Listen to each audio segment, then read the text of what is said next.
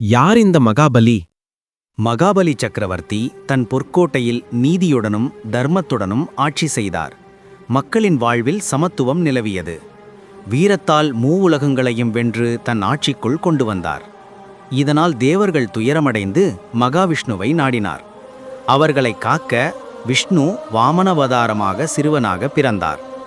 கையில் கமண்டலம், குடை ஏந்தி ஒளிமிகு வாமனன் மகாபலி நடத்திய யாகசாலைக்கு சென்றான்.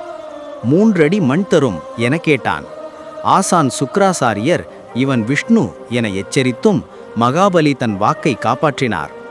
அப்போது வாமனன் தன் பிரம்மாண்ட ரூபம் எடுத்து ஒரு அடியால் பூமியையும் மற்றொன்றால் விண்ணையும் மூடியான். 3வது அடி எங்கு வைப்பேன் என கேட்டவுடன் மகாபலி தன் தலையை வணங்கி என் தலையில் வை என சொன்னான். வாமனன் அவனது பக்தியைக் கண்டு பாதாளத்திற்கு அனுப்பி ஆசிர்வதித்தான். ஆனால் அவனது உண்மையான பக்திக்கு பரிசாக வருடத்தில் ஒருமுறை தன் மக்களை பார்க்க வரமளித்தான். அதுவே இன்று மலையாளத்தில் ஓணம் என கொண்டாடப்படுகிறது.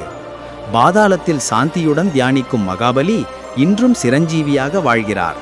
தர்மம், தானம், பக்தி, பணிவின் சின்னமாக.